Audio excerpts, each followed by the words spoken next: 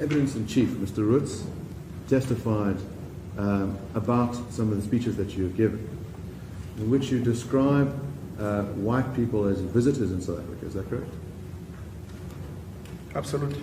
Now, how do you reconcile this constitutional notion that South Africa belongs to all who live in it, and that white people are visitors in South Africa? You arrived here as settlers in 1652. It's a historical fact. And you were using South Africa as a refreshment station. You were not here to settle. You were passing. Because of our Africanness and the spirit of Ubuntu, we have embraced you and we have shared our land with you.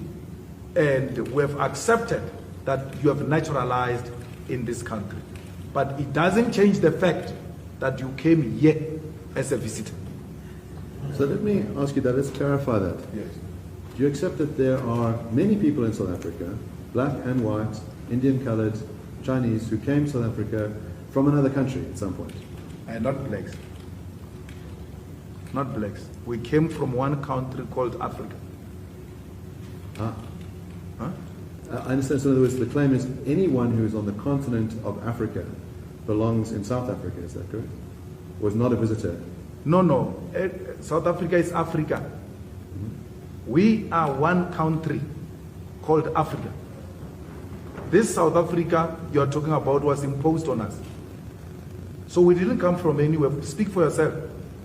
We didn't come from anywhere. There's no African who came from anywhere. We came from here. When he said we didn't come from anywhere, we came from here, I felt that in my core. And then he followed up saying, speak for yourself. Speak for yourself. I love how these people try to make Africa for everybody, but then when it's their continent, it's for them.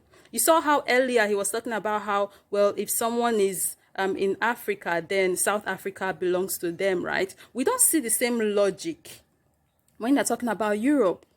Because the Europeans are quick to tell people to go back to where you came from, right? But then when it's Africa, it's for everybody, it's for them. They like to want to tell you how, they came here, they're here now, so, Africa is for them too. But we don't see the same logic with Europe. Why is that? Why is this one-sided? Why can Africa be for everybody, but Europe can be for everybody? When he said South Africa was imposed on us, 100% true. Nigeria now, as the name of my country, was imposed on us. Same way other countries and the name that they go by now was imposed on them. Africa was a country. And then they came, created borders and divide and gave these places name. Freaking named places, after themselves. Places like Lake Victoria became Lake Victoria.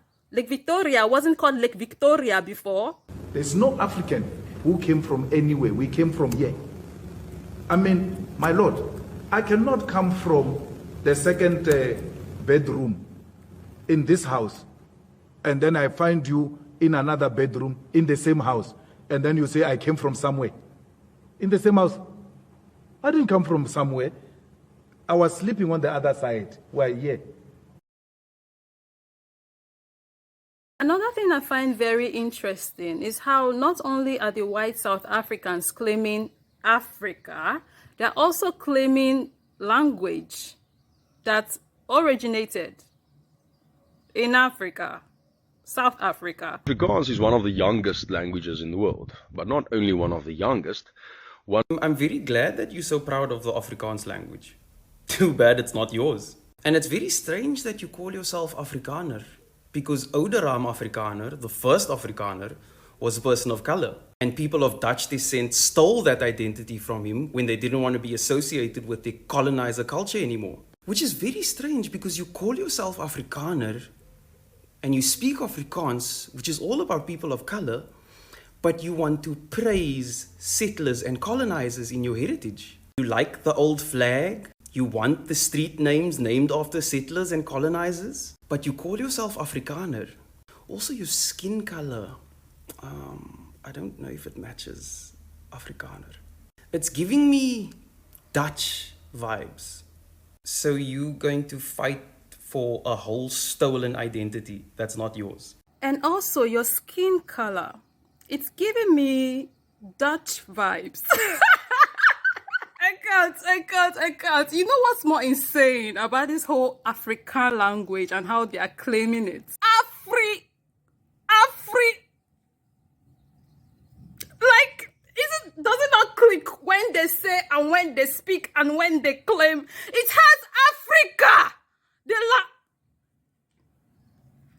You're freaking Dutch. The language has Afri. A-F-R-I. Should we spell it out for these people? Like, it's not clicking here. They don't. Even when this thing is straight in front of these people. Interpreting information, very hard for this group. Well, first of all, we can't respect any culture, whether it's in South Africa or in the world, that does not have a respectable reputation. Yeah, I don't think you should be. I mean, respectable cultures coming from you. Whew. I mean, colonize. And then secondly, if you want everyone to respect all cultures in South Africa, you would have to respect the Afrikaner culture as well.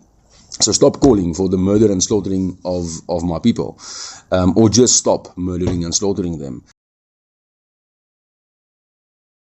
Stop calling for the removal of our language, whether it's at university, high school, or preschool level. Stop calling for the removal of our cultural statues and monuments. And stop changing up street names and city names to people or things we have never heard of. Yeah, he said all that, including our language. And then he went on to say they should stop calling for streets to be named after people that he has never heard about. Okay. It's how every single thing could be named after white people and there would be peace forever, as a matter of fact. But then let one black person come out and say, I think we should change some of these things because, you know, those people, they named those stuff after where white people would go, oh my God, no. Oh, God. I can't breathe. South Africa is the perfect example of an animal farm where everyone is equal, but some are more equal than others. So if you want to respect all cultures, start respecting the Afrikaner culture as well. Yeah, let me know what you think.